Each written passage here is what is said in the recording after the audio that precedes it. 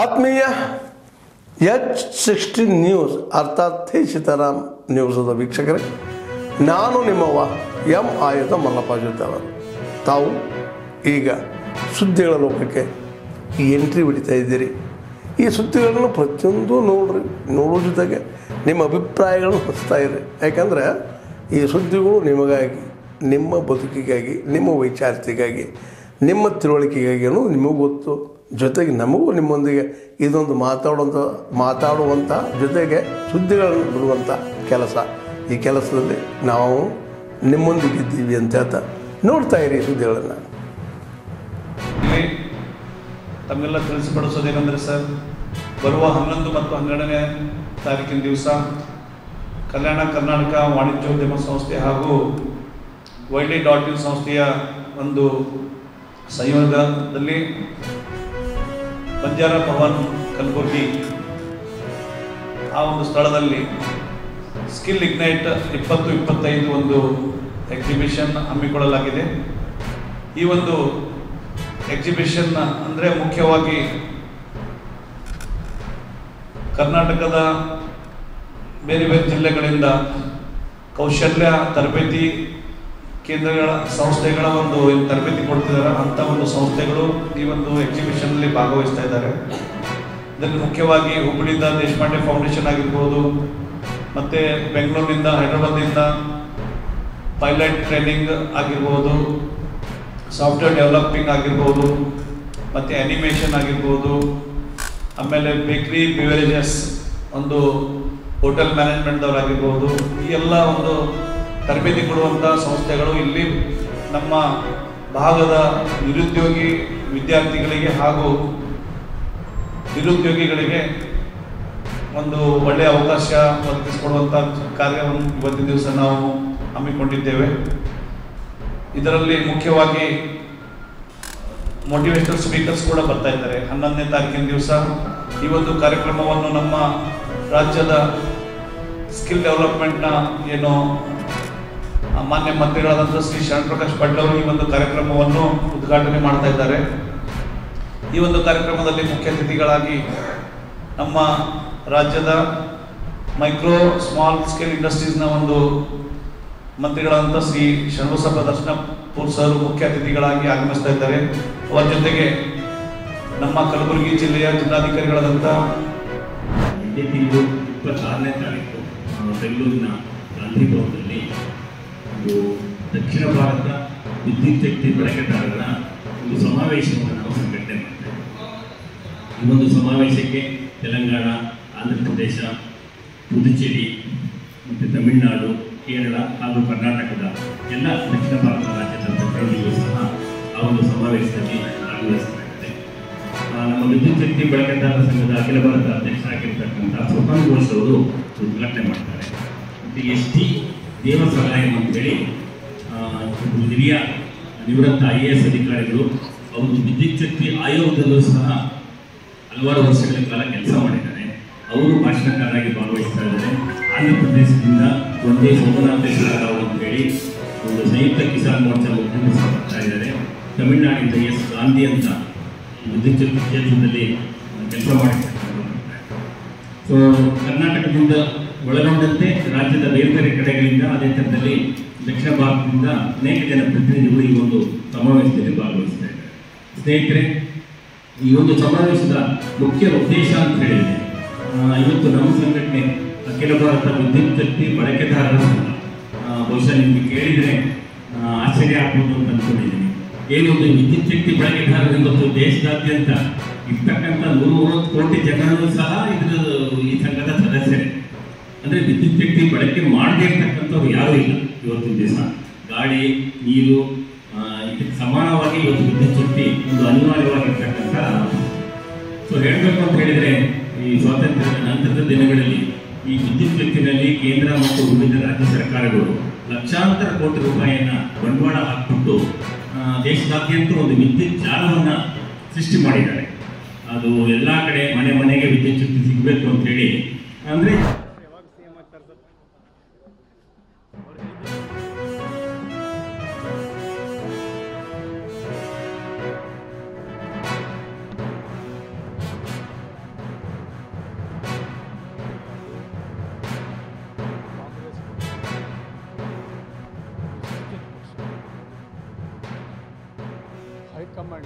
ತೀರ್ಮಾನ ತಗೊಳ್ತೀವಿ ಅಂತ ಹೇಳಿದ್ದಾರೆ. ಹೈಕಮಾಂಡ್ ಅದಕ್ಕೆ ತೀರ್ಮಾನ ತಗೊಳ್ತಾರೆ. ಮಲ್ಲಿಕಾರ್ಜುನ್ ಸಾಹೇಬರು ಇದ್ದಾರೆ, ಸೋನಿಯಾ ಗಾಂಧಿ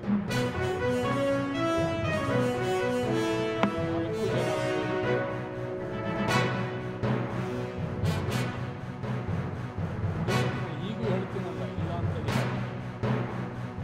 ಈಗಾಗಲೇ ನಾವು ಹೈಕಮಾಂಡ್ಗೆ ನಾವು ತೀರ್ಮಾನ ತಗೊಳ್ತೀವಿ ಅಂತ ಹೇಳಿದ್ವಿ. ಅದಕ್ಕೆ ನಾವು ಬದ್ಧವಾಗಿರ್ತೀವಿ. ಏನಾಗ್ತಾರಂತ ಹೇಳ್ತೀವಿ? ಹೇಳ್ತಾ ಇದ್ದೀನಲ್ಲ ಸರ್, ಮುಖ್ಯಮಂತ್ರಿ ಆಗ್ತಾರೆ ಅಂತ ಈಗ ಹೇಳ್ತಾ ಇದ್ದೀನಿ. ಅದಕ್ಕೆ ನನಗೆ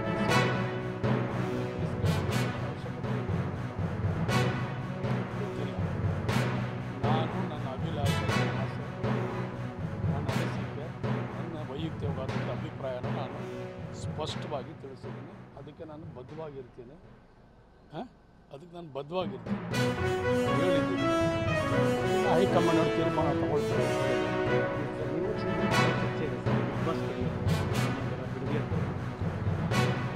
ದೊಡ್ಡದೇನಿಲ್ಲ ರೀ, ನೀವು ಮಾಧ್ಯಮದವ್ರು ದೊಡ್ಡದು ಮಾಡ್ತಾ ಇದ್ದೀರಾ. ಅಧಿಕಾರಿಗಳು ನ್ಯೂನತೆಗಳನ್ನು ಸರಿ ಮಾಡಲಿಕ್ಕೆ ಕ್ರಮ ವಹಿಸ್ಕೊಂಡಿದ್ದಾರೆ. ಅದನ್ನು ಬೇರೆ ಬೇರೆ ರೀತಿಯಲ್ಲಿ ನೀವು ಬಿಂಬಿಸಿದ್ರೆ ಏನಾಗ್ತದೆ? ಅದು ದೊಡ್ಡ ಸುದ್ದಿ ಆಗ್ತದೆ. ಹೌದು, ಎಲ್ಲನೂ ಡಿ ಕೆ ಶಿವಕುಮಾರ್ದೇನೆ. ಏನು ನೀವು ಹೆಂಗೆ ತೊಗೊಂಡು ಹೋಗ್ತೀರಾ ಹಂಗೆ ಡಿ ಕೆ ಶಿವಕುಮಾರ್ ಹೆಸರು ಹೋಗ್ತಾನೆ ಇರ್ತದೆ. ನೋಡಿ, ಜಿಲ್ಲಾಧಿಕಾರಿಗಳಿಗೆ ಅವರು ಮನವಿ ಮಾಡಿದ್ರು, ಅವ್ರಿಗೆ ಒಂದಷ್ಟು ಕಾಲಾವಕಾಶ ಕೊಡಿ, ಇರೋ ನ್ಯೂನತೆಗಳನ್ನ ಸರಿ ಮಾಡ್ಕೊಳ್ತಾರೆ, ಅದನ್ನು ಶುದ್ಧೀಕರಣ ಮಾಡ್ಕೊಳ್ತಾರೆ ಅಂತ ಹೇಳಿದ್ದಾರೆ. ಆ ಮನವಿ ಮೇರೆಗೆ ಜಿಲ್ಲಾಧಿಕಾರಿಗಳು ಕ್ರಮ ತಗೊಳ್ತಾರೆ. JDSನವರು ಹೇಳ್ತಿದ್ರು ಸರ್, ನಟ್ಟು ಬೋಲ್ಟು ಟೈಟ್ ಮಾಡಿದ್ರು ಡಿ ಕೆ ಶಿವಕುಮಾರ್. ಅವ್ರಿಗೆ ಬೇರೆ ಕೆಲಸ ಏನು? JDSನವ್ರಿಗೆ ಅವ್ರಿಗೆ ಬೇರೆ ಕೆಲಸ ಏನಿದೆ ಅವರಿಗೆ? ನಮ್ಮ ಮೇಲೆ ಕೆಸರನ್ನು ಎರಚುವಂಥದ್ದು, ನಮ್ಮ ಮೇಲೆ ಅಪಪ್ರಚಾರ ಮಾಡುವಂಥದ್ದು. ಅವ್ರಿಗೇನು ಬೇರೆ ಪಾಪ ಕೆಲಸ ಇಲ್ವಲ್ಲ? ಅವ್ರಿಗೆ ಅಧಿಕಾರ ಸಿಗ್ತಂಥ ಸಂದರ್ಭದಲ್ಲಿ ಕೆಲಸನೂ ಮಾಡಲಿಲ್ಲ. ಈ ಕೆಲಸ ಮಾಡೋರಿಗೆ ಅವ್ರು ಸುಮ್ಮನೆ ನೋಡ್ಕೊಳ್ಳೋಕ್ಕೂ ಆಗಲ್ಲ ಅಲ್ವಾ? ಮಾತಾಡ್ತಾರೆ JDSನವರು, BJPನವರು ಮಾತಾಡ್ತಾರೆ. ಈಗ ತಾವು ಸಚಿವ ಸ್ಥಾನ ಸಂಪುಟ ಪುನರ್ರಚನೆ ಆಗುತ್ತೆ. ನಾನು ಒಬ್ಬ ಸಾಧಾರಣವಾದ ಒಬ್ಬ ಕಾರ್ಯಕರ್ತ. ನನಗೆ ಸಾಕಷ್ಟು ಜವಾಬ್ದಾರಿ ಇದೆ. ನಾನು ಕೆಲಸ ಮಾಡಬೇಕಾಗಿದೆ, ಕೆಲಸ ಮಾಡ್ತೀನಿ. ಹೇಳ್ತೀರಲ್ಲ, ನಾನು ಅದಕ್ಕೆ ಬದ್ಧವಾಗಿದ್ದೀನಿ ಅಂತ ಹೇಳ್ತಾನೆ ಇದ್ದೀನಿ. ಓಕೆ ಕರ್ನಾಟಕ ರಿಪಬ್ಲಿಕ್ ಸಂಘಟನೆಯವರು ಈಗ ನಮಗೊಂದು ಅರ್ಜಿ ಕೊಟ್ಟಿದ್ದಾರೆ. ಈ ಥರ ನಮ್ಮ ಇಲಾಖೆಯಲ್ಲಿ 2025ರಿಂದ ಸ್ವಲ್ಪ ಅವ್ಯವಹಾರ ನಡೆದಿದ್ದರಿಂದ ನಮ್ಮ ಮುಳಬಾಗಿಲು ತಾಲೂಕಿನ ಸಹಾಯಕರು ಇದ್ದಾರೆ. ಮತ್ತು ಇದೇ ತಾಲೂಕಲ್ಲಿ ಕೆಲವು ಈ ಥರ ಹಳೆ ಬಿಲ್ಡಿಂಗ್ಗಳು ಮತ್ತು ನಮ್ಮ ಸಹಾಯಕರು ಕೊಟ್ಟಿದ್ದಾರೆ. ಇದನ್ನು ನಾನು ಕೂಲಂಕರವಾಗಿ ಪರಿಶೀಲಿಸಿ ಒಂದು ಸಮಿತಿ ಮಾಡಿ ಅದಕ್ಕೆ ಏನು committee reports I think already ಆಗಿದೆ ಅಂದ್ಕೊಂಡಿದ್ದೀನಿ ನಾನು. ಯಾಕೆ ನಾನು ಒಂದು ನಿಮಿಷ, ನಾನು ಈ ಜಿಲ್ಲೆಗೆ ಹೊಸಬ. ನಾನು ಒಂದು 10 ತಿಂಗಳಾಗಿದೆ. ಇದೆಲ್ಲ ಮುಂಚಿತವಾಗಿರ್ತಕ್ಕಂಥದ್ದು. ಸೊ ಇದು ಲೋಕಾಯುಕ್ತ ಕೇಸುಗಳು ಕೆಲವೆಲ್ಲ ಆಗಿದೆ ಅಂತ ನಾನು ಭಾವಿಸಿದ್ದೀನಿ. ಯಾಕಂದರೆ ನಾನು ಆಲ್ರೆಡಿ ಬೇರೆ ಜಿಲ್ಲೆಯಲ್ಲಿ ಕೆಲಸ ಮಾಡಿದ್ರೆ ಕೋಲಾರದಲ್ಲಿ ಸಮಸ್ಯೆ ಇತ್ತು, ಈಗ ಆಲ್ರೆಡಿ ತನಿಖೆಗಳಾಗಿದೆ ಅಂತ ಗೊತ್ತಾಗಿದೆ. ಸೊ ಅದನ್ನು ಪರಿಶೀಲಿಸಿ ಇದರ ಬಗ್ಗೆ ಏನಾದರೂ ನಿಜವಾಗ್ಲೂ ಅವರು ಏನಾದರೂ ತಪ್ಪನ್ನು ಮಾಡಿದರೆ ನಿಜವಾಗ್ಲೂ ಅದ್ರ ಬಗ್ಗೆ ನಾನು ಮೇಲಾಧಿಕಾರಿಗಳಿಗೆ ಒಂದು ಶಿಫಾರಸು ಮಾಡಿ ಏನು ಕ್ರಮ ಕೈಗೊಳ್ತೀವಿ. ಸೊ ಇದನ್ನು ನಾನು ನಮ್ಮ ಸಂಘಟನೆ ಗ್ಯಾರಂಟಿ ಕೊಡ್ತಿದ್ದೀನಿ. ಇದನ್ನು ಮುಖ್ಯಾಂಶ ಆಗಿಕೊಂಡು ನಾವು ಲೋಕಾಯುಕ್ತ ಕೊಟ್ಟಿದ್ದ ಮುನ್ಚಂದ್ರ ವಿರುದ್ಧವಾಗಿ ಲೋಕಾಯುಕ್ತ ಕೊಟ್ಟಿದ್ದೆ. ಇದುವರೆಗೂ ಮುನ್ಚಂದ್ರನವರು ಯಾಕೋ ಏನು ಅದ್ರ ಬಗ್ಗೆ ನೋಡಿ ಹೇಳ್ತೀನಿ. ಮುನ್ಚಂದ್ರ ಬಗ್ಗೆ ಆಲ್ರೆಡಿ ಕೇಸ್ ನಡೀತಾ ಇತ್ತು, ಅವ್ರು ಸಸ್ಪೆಂಡ್ ಮಾಡಿದ್ದಾರೆ. ಅದ್ರ ಬಗ್ಗೆ ಇನ್ನೂ ತೀರ್ಮಾನ ತಗೊಂಡಿಲ್ಲ. ಯಾಕಂದರೆ 2,53,000 ನೀವೇನು ಹೇಳಿದ್ದೀರಾ ಇದನ್ನು, ಇದು ಆಲ್ರೆಡಿ ಮುನ್ಚಂದ್ರ ಕೇಸಲ್ಲಿದೆ. ಅವ್ರು ಸಸ್ಪೆಂಡ್ ಮಾಡಿದ್ದಾರೆ, ಅವ್ರನ್ನ ರಿವೋಕ್ ಮಾಡಿ ಬೇರೆ ಕಡೆ ವರ್ಗಾವಣೆ ಆಗಿದೆ. ಇನ್ನೂ ಪನಿಷ್ಮೆಂಟ್ ಡಿಕ್ಲೇರ್ ಆಗಿಲ್ಲ. ಅದು ನಮ್ಮ ಹೈ ಕಾಲೇಜಲ್ಲಿ ಇದೆ. ಇನ್ನು ಅವ್ರಿಗೆ ಏನು ಪರೀಕ್ಷೆ ಕೊಡಬೇಕು ಅನ್ನೋ ಪ್ರೋಸೆಸ್ ಇದೆ, ನಡೀತಾ ಇದೆ. ಅದು ಅವ್ರನ್ನ ಏನು ಖುಲಾಸೆ ಏನು ಮಾಡಿಲ್ಲ. 2,53,000 ನಮ್ಮ ಕೋಲಾರ ಜಿಲ್ಲೆಯಲ್ಲಿ ಕಂಪ್ಲೀಟ್. ಅದನ್ನು ಆ್ಯಕ್ಚುಲಿ ನಮ್ಮ ರೈತರಿಗೆ ತೊಂದರೆ ಆಗಬಾರ್ದು ಅಂತ ಹಿಂದಿನಿರ್ತಕ್ಕಂಥ ಉಪನಿರೀಕ್ಷಕರು ಅವರು ಸಹ ಮತ್ತು ನಮ್ಮ ಸಿಬ್ಬಂದಿ ಸಹ ಅವರು ಕೈಯಿಂದ ದುಡ್ಡು ಹಾಕಿ ಅವರಿಗೆ ಇನ್ಶೂರೆನ್ಸ್ ಬರಂಗೆ ಮಾಡಿದ್ದಾರೆ. ರೈತರಿಗೆ ಯಾರಿಗೂ ತೊಂದರೆ ಆಗಿಲ್ಲ. ಬಟ್ ಈ ಕೇಸ್ ಇನ್ನೂ ನಡೀತಾ ಇದೆ. ಅದು ಹೈ ಕಾಲೇಜಲ್ಲಿ. ಆದ್ಮೇಲೆ ಎಲ್ಲ ಸುದ್ದಿಗಳನ್ನು ನೋಡಿದ್ರಲ್ಲ, ಏನು ಅನಿಸ್ತು ನಿಮಗೆ? ಇದರಲ್ಲೇ ನಿಮ್ಗೆ ಲೈಕ್ ಆಗಿರ್ಬೋದು, ಡಿಸ್ಲೈಕು ಆಗಿರ್ಬೋದು, ಕಾಮೆಂಟ್ ಬೇಡಪ್ಪ ಅಂತೂ ಅನಿಸಿರ್ಬೋದು, ಕಾಮೆಂಟ್ ಮಾಡಬೇಕಪ್ಪ ಅನಿಸಿರ್ಬೋದು, ಶೇರ್ ಮಾಡಬಾರ್ದಪ್ಪ ಅನಿಸಿರ್ಬೋದು, ಅದು ಮಾಡಬೇಕು ಅನಿಸಿರ್ಬೋದು. ಏನಾದರೂ ಆಗಲಿ ಶೇರ್ ಮಾಡ್ತಾಯಿರಿ, ಈ ನ್ಯೂಸ್ಗಳನ್ನ ಹಂಚ್ತಾ ಇರಿ, ಜೊತೆಗೆ ಇದಕ್ಕೆ ಸಬ್ಸ್ಕ್ರೈಬ್ ಆಗ್ತಾಯಿರಿ ಅಂತ ಹೇಳ್ತಾ H16 ನ್ಯೂಸ್ ಅರ್ಥಾತ್ ಹೇ ಸೀತಾರಾಮ್, ಇದು ಸತ್ಯದ ಕೈಗೆ ನಡಿ. ವಂದನೆಗಳು.